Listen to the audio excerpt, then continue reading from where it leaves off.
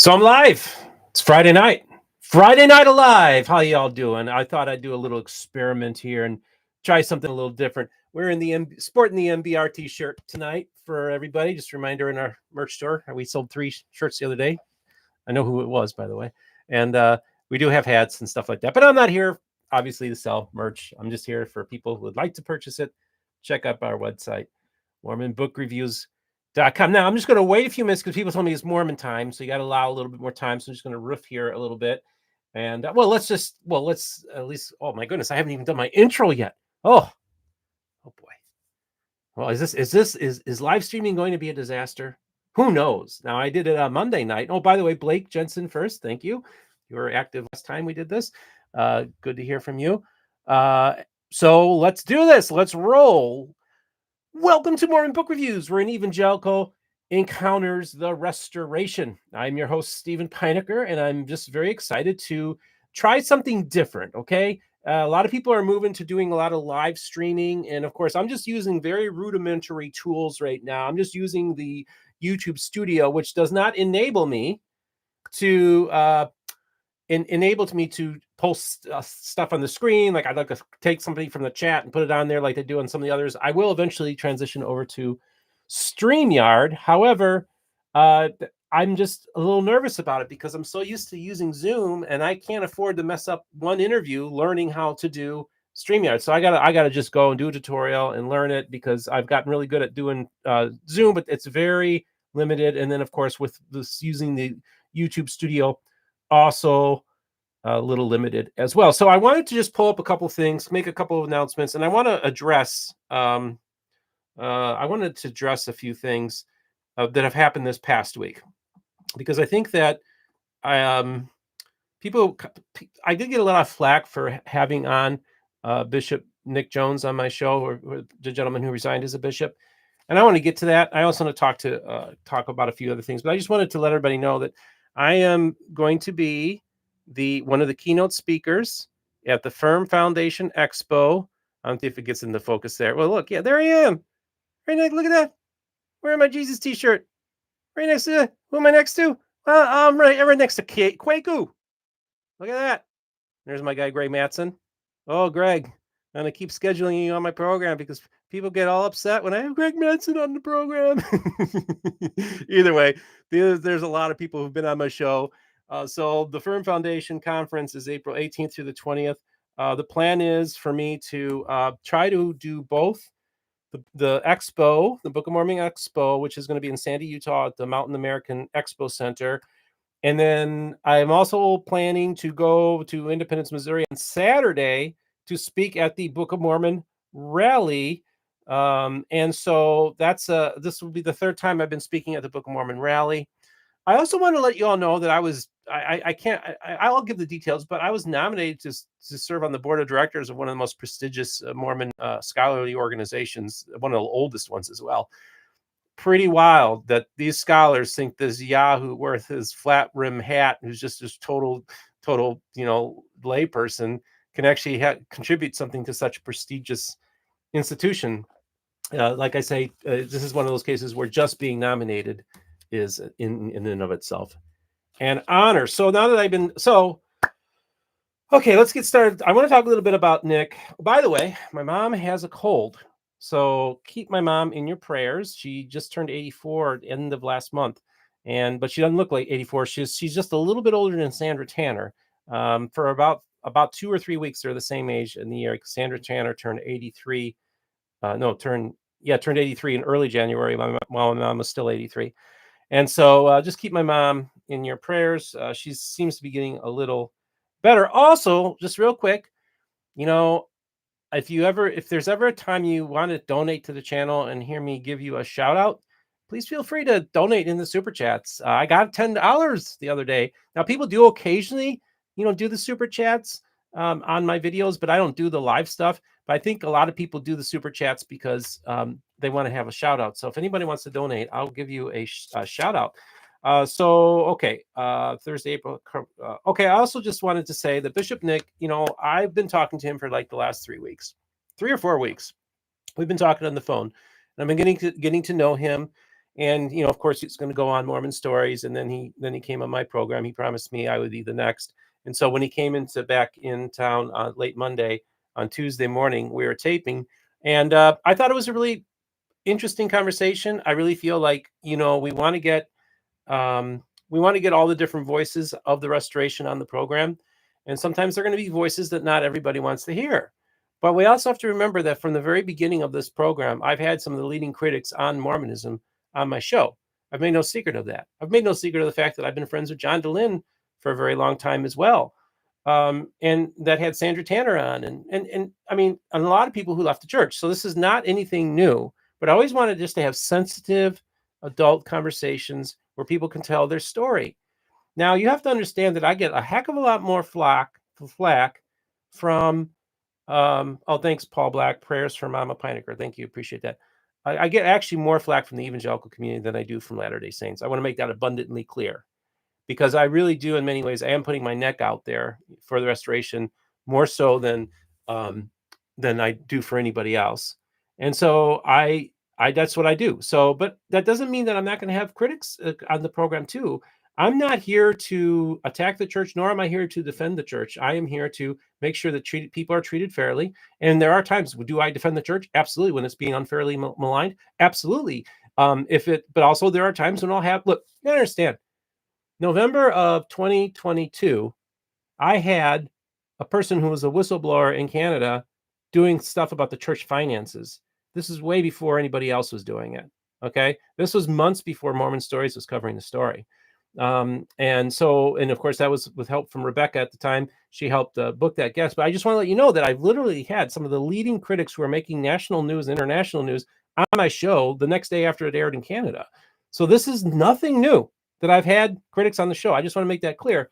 But I understand where people are coming from. I did get a lot of people commenting early on when I first released the video, especially saying, I'll never watch your program again, or, he's a viper, and, how you should, the big mistake, Steve, you doing this. I thought you were a good guy, but blah, blah, blah. And so I got some attack.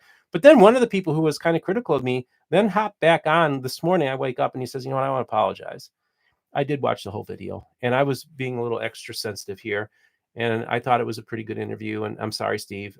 So people, I think sometimes what they do is they see the thumbnail and they attack it. And I don't normally respond to people who attack the thumbnail.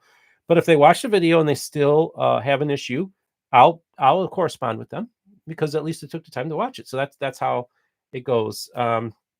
So let's see. What else do we have here? Bishop Nick. So yeah, Bishop Nick is going to be coming back on the program. I'm going to be doing an episode, a panel discussion. Can ex-Mormons and Latter-day Saints get along? Again, this is your lives. This is your family. This is the world that you live in. If you're a Latter-day Saint, you have family members, you have close friends that have left the church. How do you retain your relationships with them? Also, how do you listen to them and ask what kind of questions you would want to ask them, right? So this can be a good conversation starter for people who are in these camps, unfortunately, these warring camps that have been going on, where you have the ex-Mormon community and you have the Latter-day Saint community, and they're just battling each other all the time. And we have to realize that these are human beings and these are families. And it's really important that we're able to talk during Thanksgiving and during get-togethers and be able to have relationships with people. Now, this is what this channel is about, is to get people talking to each other that normally aren't talking to each other. Okay? That's really what it's about. And sometimes if we're going to be adults, sometimes we're going to have the uncomfortable conversations in order for us to be productive and be able to make progress in this whole thing. So that's just kind of how I see it. And it does grieve me when people attack me, but I understand that comes with the territory. I am a public person, and so that all comes with the territory. So don't feel bad for me. All's good. I also did want to say that I was communicating with somebody who I thought was a critic of mine because of the way they would portray myself or portray. We've had some history in the past, and basically this guy, turns out he's not a critic and he wants to get together for lunch with me next time I'm in town. So I was like, oh, all this time for the last year and a half, 2 years, I thought you didn't like me. Turns out he's a fan. And sometimes you misread people. And I said, I'm sorry, misread you. Some people, their actions, you misread them and you get an impression, and that happens. Well, okay, sorry about that. Okay, so now I also wanted to talk about, in addition to having Nick on, I also wanted to talk about my new co-host, Summer Rain, who I really thought did a really wonderful job. Summer is just a vivacious person. She's a dynamo. She's one of person who brings a lot to the table. I'm really excited and honored to call her a co-host. Now, keep in mind that Gene Judson was the one that found her. Not it was then made her a co-host for his program.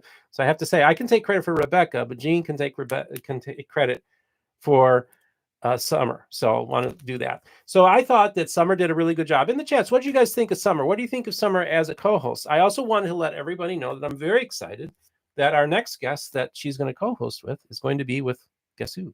The one and only Congressman Burgess Owens, who represents Salt Lake City, and is her father, and she works for his campaign. And she is she's talked to him a couple weeks ago. He said, "Oh, I'd love to come on." So we're going to have Congressman Burgess Owens, NFL great, played in the NFL. He's a very prominent person within the church, and he's going to come on and talk about his faith journey. And he was a convert to the Church of Jesus Christ of Latter-day Saints. And Todd Christensen was the football player that kind of led him into the church while he was playing for the Raiders. So it's a really interesting story. So we're going to find out, what was it like? What was your background before you became Latter-day Saints? And then what's it been like to be an active member of the Church of Jesus Christ of Latter-day Saints? And what's it like to be a congressman? And what was it like being an NFL player? I think we have a lot of different questions that we'll have for Congressman Burgess Owens. And I think that's really cool. I also wanted just to just talk about this kind of, because a lot of people don't understand me very well. Like, Steve, okay, so you're friends with John Dehlin, but yet you're going to be one of the keynote speakers at Rod Meldrum's Book of Mormon Expo in April. Now, I think for most of you who are regular viewers of the channel, I think you get it. But for those of you who don't, you have to understand that, I'm one of those people who likes to facilitate conversations. And let me give you an example with the Bishop Nick Jones. So Nick Jones made a comment about, he felt bad about something he said about another YouTuber on my interview. And so afterwards I went to him and said, "Listen, do you want me to reach out to them and get you guys talking?" He said, "Sure." So I literally am having Nick Jones getting connected with a very prominent faithful Latter-day Saint podcaster and getting them talking to each other. So you got to understand, this is what I do behind the scenes. I do this every single day. I mean, today I talked with a student at BYU, Idaho. And then shortly thereafter, I'm messaging with one of the people who was a panelist on the Jubilee show that aired this weekend between Mormons and ex-Mormons. I've been in touch with many of those people, by the way, and friends with them. And so, yes, Summer, great. Hey, all, excited to have my dad on. I'm very excited about it as well. I actually, Summer, have a few more ideas that I'd like to talk to you about over maybe this weekend. We can talk on the phone. I got a few more ideas of people that we could book on the program, kind of related to what we're doing with your dad. So I'll throw that idea out at you. But, people, and so to me, actually, I think one of the greatest examples of doing that is in the fall of 2021. So keep in mind, I have maybe 400 subscribers, maybe a few hundred subscribers on my channel. I'm still this little guy. And I see that John Dehlin is going to have Simon Southerton come on Mormon Stories, and he was going to do a critique of the Heartland model.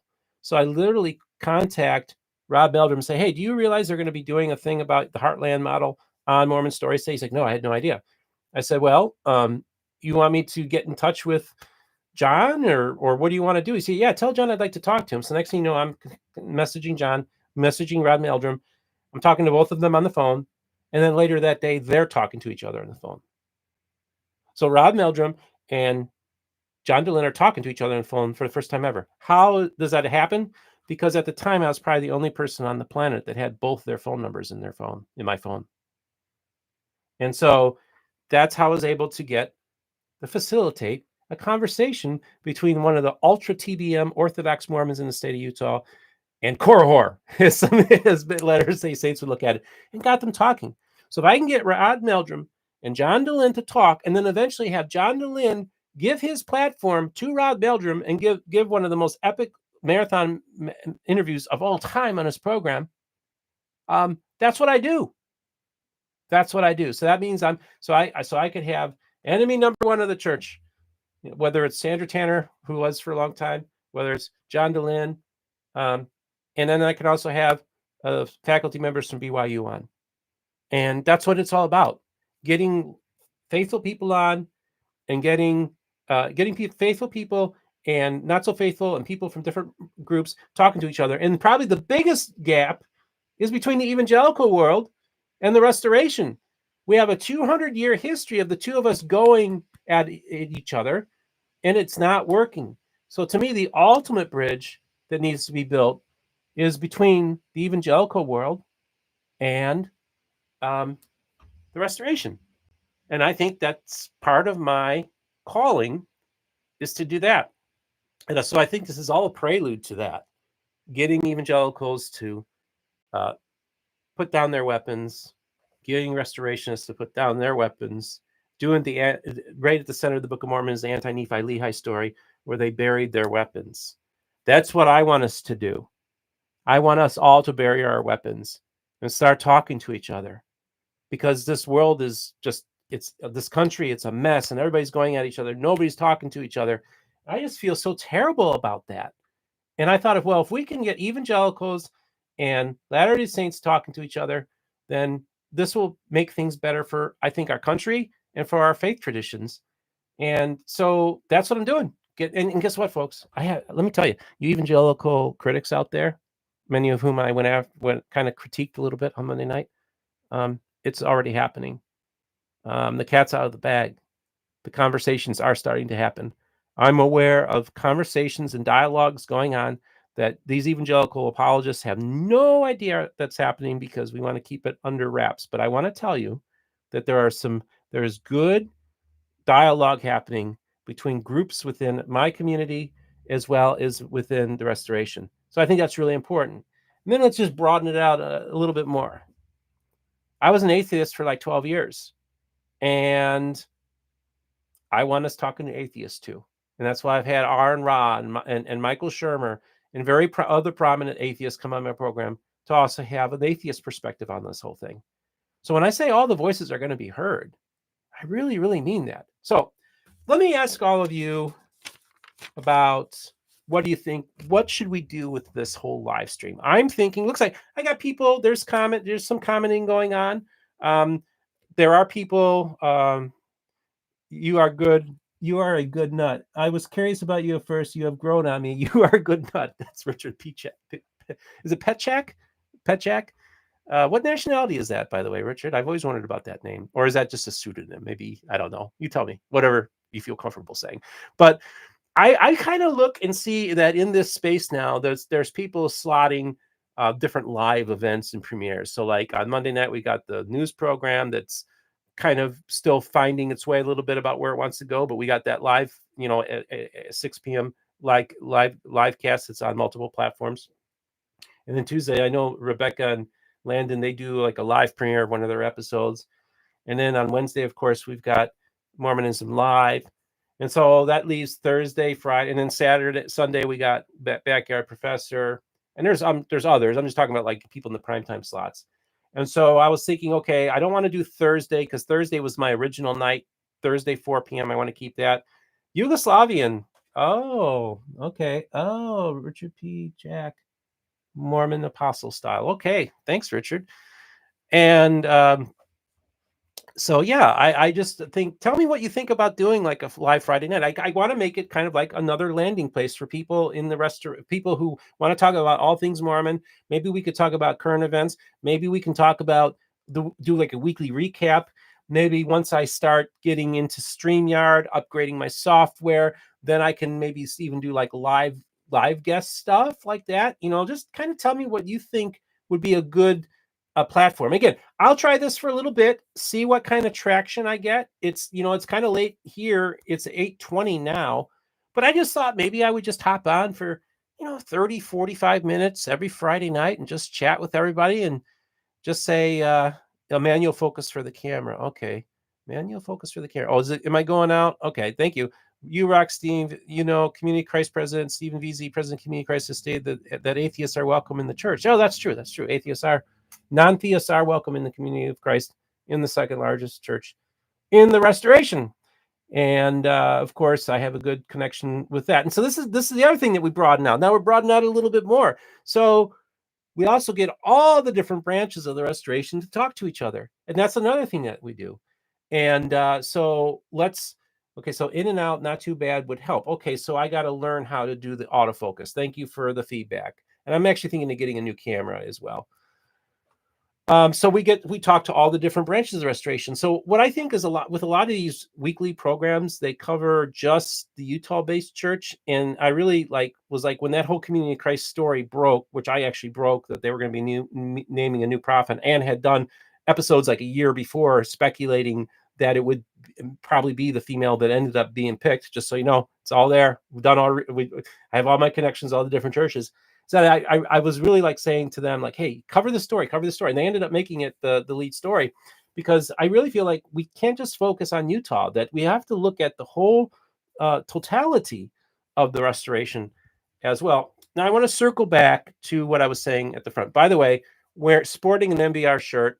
Don't forget our merch store. Also, if you'd like to do if you want to do a super chat and make a contribution, because somebody gave me $10 last time, and if you want to get a shout out, now's your chance. Again, I'm not doing this for the money.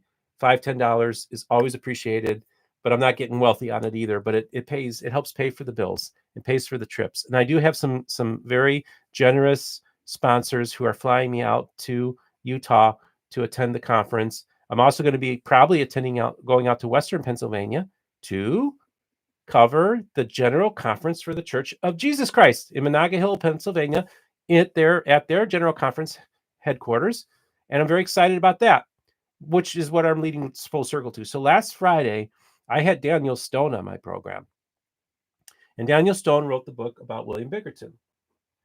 And Daniel Stone said some things about how his church, some leadership in his church didn't respond too kindly with the content in his book. So I had a chance to talk about it. So here I am, the big mention your Reddit channel. We need to get you more views there. Oh, I'm really not active on Reddit, but I do have a Mormon Book Reviews Reddit. So if you want to go to Reddit, Nelson, you mentioned I only have I think I have 2 followers. I'm thinking of doing some stuff on Reddit. So if you look for Mormon Book Reviews on Reddit, I do have a Reddit channel, and maybe we'll start building that too. So here I am in this great relationship with the Bickertonite Church, right? The Church of Jesus Christ.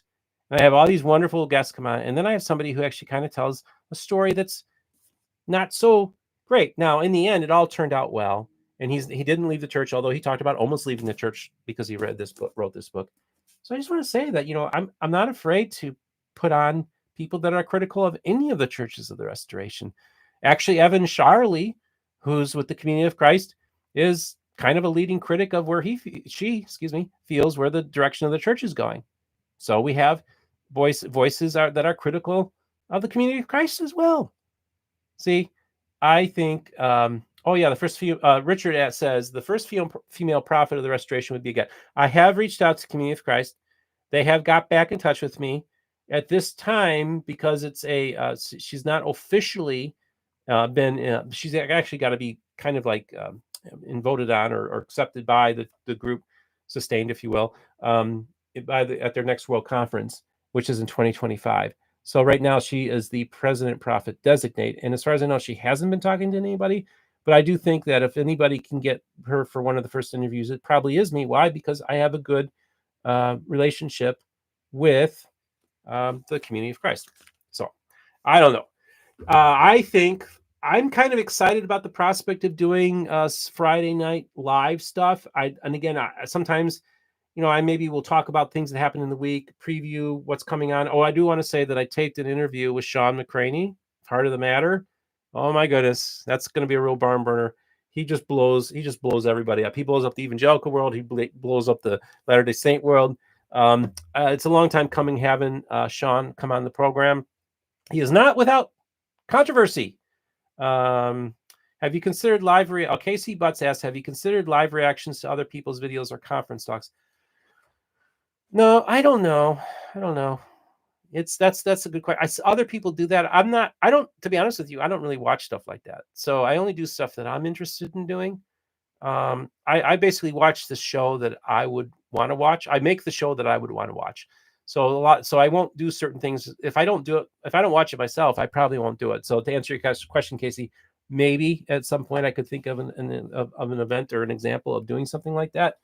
I did do a movie watch along for Christmas Snows, Christmas Winds with Nick Jones, not this Nick Jones, the Nick Jones of the legendary rock and roll podcast, Pot of Thunder, as well as with Rebecca. A couple Christmases ago, we got permission from BYU Films to do a copyrighted film where we actually kind of riffed on the movie.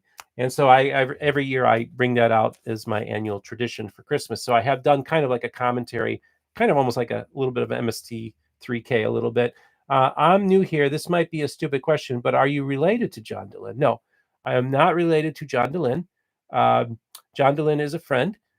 John, I've appeared on Mormon Stories. Can't believe it now, but we taped 2 years ago. Next month is when I taped the Mormon Stories. We did 12 hours, 5 episodes taped over the course of 2 days, and would later be released the first week of April, Monday through Friday, which I think is the first time he ever did something like that. John and I have been friends. Actually, just so you know, I got on John Dehlin's radar screen when I had like 20 or 30 subscribers. I was just this tiny little guy, had my channel for less than a month. And I'm talking to John Dehlin. Blew my mind. So I knew it was something special when I got this would be something special when I got on John Dehlin's radar when I just had a couple dozen subscribers. That's kind of, in my mind, it's God's hand showing me that he's given me access to a lot of influential people, both within and without of the restoration. And I do think it doesn't make any sense. Why would John, how could imagine all the people that are trying to get John's attention, and somehow this little guy that nobody's ever heard of, who just started this tiny little book review channel. Why is John Dehlin talking to him? It's kind of a remarkable story. And by the way, I am going to be writing a book. I got Signature Books has actually approached me about writing a book and telling my life story. And that would be, I'd probably do a whole chapter John Dehlin and I's relationship and friendship. We text each other. We talk on the phone occasionally. And usually we get together for dinner, at least when I get out to Utah. And we spend time with each other. And he's planning on coming out here to Florida in March. And we're going to hang out with my mom and his dad and me and John and maybe some of his other family members. We're planning on getting together. So that's John and I are tight, and the church knows this. They know this in the church office building, and it's okay, because they know I'm not a hater. I'm talking to everybody, and I do treat the church fairly. I do get criticized a lot by evangelicals mostly. And again, when I say get a lot, actually, no, it's a minority position. 99% of the comments on my channel are very positive. There are some people who are evangelical apologists who have spent decades, literally decades, trying to save Mormons, okay? And they don't like what I'm doing. And it's because I'm just saying, guys, nobody's paying any attention to you. Nobody knows who you are. Literally, I could go and list off 5 or 6 names of people that are active in the evangelical world that are raising money, okay, to save Mormons, okay, have ministries in Utah to save Mormons. And I have yet to run into a scholar or a layperson or anybody who's ever heard of any of these guys.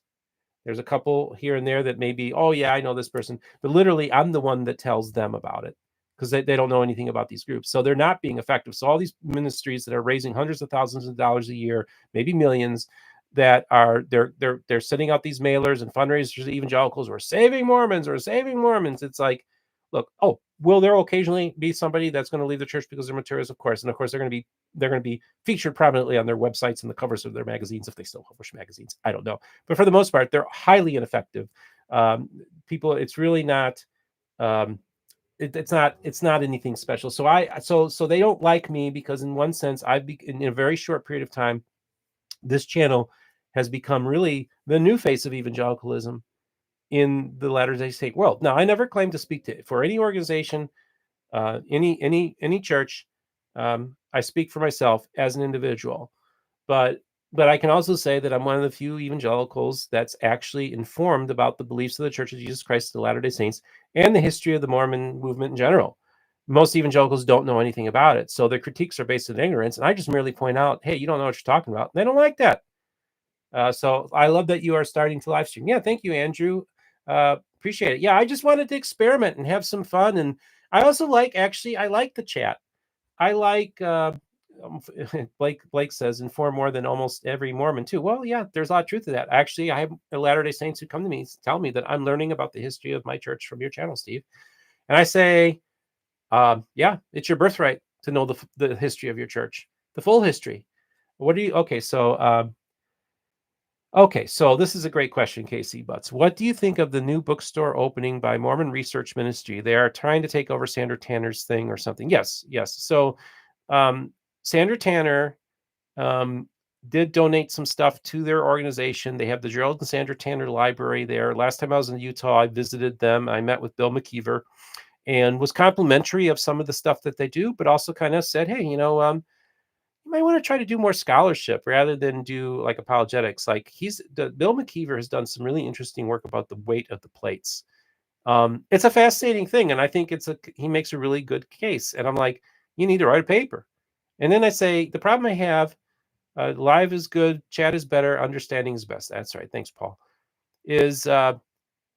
I just feel like they say they do a lot of research, but I told them, I said, I don't see you guys at the Mormon History Association. I don't see you at Whitmer. I mean, I literally presented at Whitmer, and I'm going to be presenting at MHA this June. I don't see you at Sunstone. So I don't see the research. Where's the scholarly papers, and what are you doing to contribute to Mormon scholarship? Because if you have research in your name, then I should see some of this work. And I don't see any research from Mormon Research Ministry. Now they have some things, some great. I know there are people who do research who have told me that they do actually utilize some of their stuff on their website, that they have some good archive stuff. So I'm not saying that, they're not doing anything, but I'm saying is like, what kind of research are they contributing now? Rather than just giving us copies and stuff like that on their website of old documents, what kind of research are you, what are you working on now? And then apologetics, listen, if you're doing apologetics, then you're not doing research. It's real simple. So if you have research in your name, you have Mormon research in your name, and of course you have ministry as well. But Mormon and research means you got to do Mormon research, which means don't do apologetics, do research. Okay? Because if all you're doing MRM for is just for apologetics, then I think you should take research out of the name of your group. That's just my opinion. And again, I like Bill McKeever. He probably thinks I'm a bit of a flake. I have no idea. I think so. A lot of people don't know what to make of me. But I also don't like the fact that a lot of his underlings have attacked me. And we will talk about that some other time, because I have gone on other platforms and have discussed them. But of course, I don't think they are aware of it because they don't do any research. I literally, just so you understand, these critics of mine, what they've been doing is I literally go and literally put in these little Easter eggs for them to find on different podcasts. Say, okay, I'm going to put this here and see if they find it. Because then I know if they found it, they're going to go right after me and attack me. It's like, they're not doing the research, so they didn't find it yet. So I have a little fun with it. And that's because, it does hurt my feelings to see these Christian apologists, many of whom I've reached out to, and these critics who've been critical of me for years. I literally say, let's just take some time and hop on Zoom. Let's talk to each other. We'll not do it. So it's kind of cowardly too, to be honest with you. I just feel bad for them. I feel bad. I feel like I don't know. I just feel bad where the place that they're at, that they basically think that it's their job to try to save people and show them where they're wrong and save them. And it's like, we don't, that's not our role. They seem to think that that's their role. No, I think it's our role to have the love of Christ in our lives and follow the Savior and make him the King and Lord of your life and your Lord and Savior, and let all the chips fall where they may. I just don't like the spirit of these apologetics groups. Plus, their research is outdated, so they're not doing research, and basically everything they're doing is 1980s counter cult stuff, which everybody's moved past that stuff now.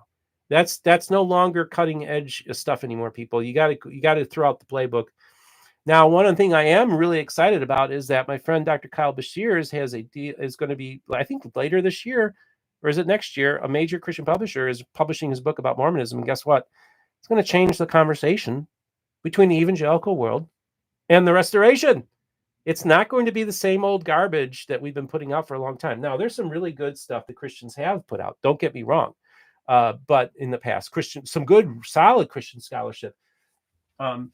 This would be like one example of like really good, Christian scholars engaging Latter-day Saint scholars. This is a really good book. This came out 20 something years ago, but we need more of this stuff. We need more of this stuff from our side, rather than just the God makers nonsense and just all the lazy stuff. Let's see. I'm an atheist Mormon fanboy, and I do far more research than McKeever. Tens of thousands of hours over 20 years as an investigator. Mormonism is fascinating. See, Richard, you get it. So you've done tens of thousands of hours. I say I've done my 10,000 hours. I don't know if I've done my tens of thousands of hours of Mormon research, but I will tell you, if somebody's done their research when you've done the tens of thousands of hours. And so, yeah, Richard, thank you very much. I'm an atheist Mormon fanboy and do far more research than McKeever. Thank you. Thank you, Richard. Yeah. See, I don't think they even understand because they haven't done the research we've done and done the work and really looked at it. Yeah, isn't that anything? An atheist Mormon fanboy. And I'm an evangelical fanboy of Mormonism. See, and Richard, I was an atheist for a long time, so I think we have so much in common with each other. And Richard, I want to thank you for commenting on today's live feed. And I want to thank everybody else who's been in the live chat. And Richard, you says you have no agenda. It's kind of the same thing with me. You just are interested in the story as it is. Interesting issues to discuss is how to clean up our culture of Romo Greek pagan Cretan culture. Okay. Yeah, I mean, interesting issue to discuss. Yeah, okay, Francis, thanks for your contribution there. Yeah, so just like I said, I'd like to engage people, talk to people. I'd like to respond to the live chat. If you watch this, just activate the chat thing on your computer, and you can just follow the chat as it goes along, so you can kind of get to understand what's going on here. So I'm going to hop on. Let's try the next few Fridays. I'm going to hop on the next few Fridays around. We're going to shoot for 6 p.m. Eastern, 8 p.m. Mountain Time. Let's shoot for like 30 to 45 minutes. It will be a minimum of 30. Sometimes it might go to 60 minutes. I don't want to go too long. I just feel like honestly, when I went live Monday, it was very therapeutic. And so, and talking to people, and also I do go on Facebook Live. So if you want, make a friend request to me on Facebook, just say you're a fan of the show, and I'll accept you as a thing, because I do a lot of stuff for my channel on Facebook as well. Thanks for staying up late for us MST3 folks. Yep, MST folks. Yeah. So, thank you, Celeste. Thank you. Appreciate it. Okay. Well, I hope you all have a great weekend. I hope I wasn't too rambly. I appreciate your work. Do you have a recommendation for a book that addresses race and the priesthood ban? George Freeman. Oh, that's great. An interesting book that's coming out actually is going to be by Matthew Harris. And he kind of is going to cover like the history of race and Mormonism. I've been in talks with Matt to see about getting a reader's copy before it comes out in May, and have him and interview him about it in April. So that might be the way to go. Also, he's done some stuff about race and the priesthood ban. He's talked about it on Mormon Stories. I think also on Gospel Tangents. Matt has been on my show early days. He was the second guest I ever had on my program. But that might be a good book to wait for in May. I think it's being put out by I don't remember which publisher's putting it out, but watch for Matt Harris's. I'll watch this channel. I will have Matt Harris on hopefully in the next couple months. Let's see. I have many hours in front of the Holy Fire Zoroastrian Fire Temple in Yazid, both before and after the revolution, and many other religious communities and persons. God reaches out to all. That's by Bruce Nelson. Thank you. Yeah, Zoroastrianism. That's a fascinating religion. I got to learn more about it. Don't know a whole lot about it, but my focus has been primarily Western-based religions, primarily Christian, but I'm fascinated by all different religious traditions as well. Okay. Also in the comments, let me know after you've watched this after the fact. Let me know. Don't forget to like and subscribe. It's free, and donating will give you blessings. Okay. Yeah. First of all, thank you, Richard. I got to do like and subscribe more, folks. Closing in on 10,000 subscribers. I'd like to get there in the next few months. We crossed 7,000 subscribers last week. The channel continues to grow. We've had record-setting the month and a half has been record-setting for Mormon book reviews in both views, hours watched, even subscribers, and the revenues are going up on the ad revenue, which I'm really grateful for. So it helps pay for a lot of these trips. Please do like and subscribe. Tell your friends about who are interested in Mormonism. Tell them, check out my channel, please. Let's try to get to 10,000. I'd like to get to 10,000 by General Conference, so it might be a long run. So one last thing, let's just go and remind you that I will be speaking this April 18th at Rod Meldrum's Firm Foundation Expo. I am the keynote speaker for opening night at the Mountain American Center in Sandy, Utah. This is one of the biggest events in all of Mormondom.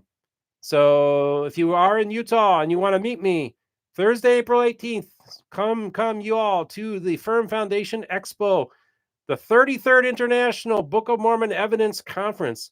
Also, I'm thinking I'll be getting into town maybe the day or two before. Maybe we'll do a meetup the Wednesday before. I usually get a couple dozen people showing up for those, between 20 and 30 typically.